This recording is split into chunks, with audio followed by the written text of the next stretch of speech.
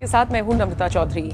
और आखिरकार रिजल्ट आ गया, लेकिन रिजल्ट बीजेपी के अनुकूल नहीं रहा, रिजल्ट एनडीए के अनुकूल नहीं रहा। लेकिन वो अलग बात है कि इंडिया गठबंधन ने फार बेटर रिजल्ट देश की जनता के सामने रखा। ये मैसेज है बीजेपी के अहंकारी नेताओं के लिए कि अहंकार तो रावण का भी टूट गया था, आपको भी अब संभलने की जरूरत है। ये मैसेज है हर उस नेता के लिए जिसने दूसरे नेता को छोटा समझा, अपने से कमतर आका। सोचिए, कभी किसी ने अंदाजा लगाया था कि स्मृति ईरानी अमेठी से हार जाएंगी, वो भी 20-30 हजार नहीं बल्कि 1 लाख से ज्यादा के मार्जिन से। और किससे? राहुल गांधी या कांग्रेस के किसी बड़े लीडर से नहीं, बल्कि केएल शर्मा से। वो अलग बात है कि केएल शर्मा जमीनी स्तर पर बहुत ज्यादा एक्टिव रही हैं, लेकिन फिर भी जनता के बीच पैठ बनाना, कांग्रेस को मजबूत करना, और सोचिए राहुल गांधी का वहां से ना लड़ना, केएल शर्मा का लड़ना और स्मृति ईरानी जैसी नेता को हरा देना, ये अपने आप में कांग्रेस के लिए एक बड़ा मैसेज लेकर आया, बड़ा सेटबैक हुआ है बीजेपी के लिए। दूसरी तरफ रायबरेली से जीत हासिल करने में कामयाब हुए राहुल गांधी, साथ ही साथ वायनाड में भी उनको अच्छा खासा रिस्पांस मिला है। आप कैराना आ जाइए, प्रदीप चौधरी से पहले से लोगों को बहुत नाराजगी थी, लेकिन फिर भी बीजेपी ने उनको टिकट दे दिया। नतीजा क्या हुआ? इकरा हसन जीत गई। सहारनपुर आ जाइए, इमरान मसूद जीत गए। इसके अलावा जहां पर राम मंदिर बनाकर खड़ा कर दिया, अयोध्या जिसे पहले फैजाबाद कहा जाता था, वहां पर भी बीजेपी को हार का सामना करना पड़ा।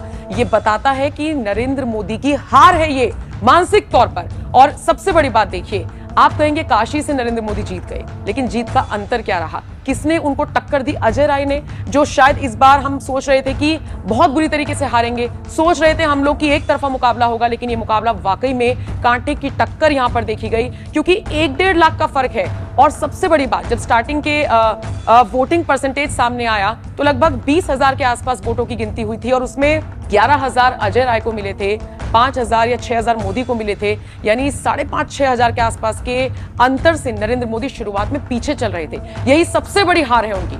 अजय राय अगली बार के लिए बहुत प्रबल दावेदार माने जा रहे हैं, और इसीलिए नरेंद्र मोदी की टेंशन बढ़नी लाजमी है। शायद इसीलिए जब वो बीजेपी के मुख्यालय में आए तो चेहरे पर शिकन साफ दिखाई दे रही थी। हालांकि इन सबके बीच नरेंद्र मोदी ने काशी को लेकर बड़ा ऐलान किया है। ऐसे में कुछ लोग तो ये भी कह रहे हैं कि अब आपको काशी छोड़ देनी चाहिए और किसी और सीट से आपको दांव लगाना चाहिए।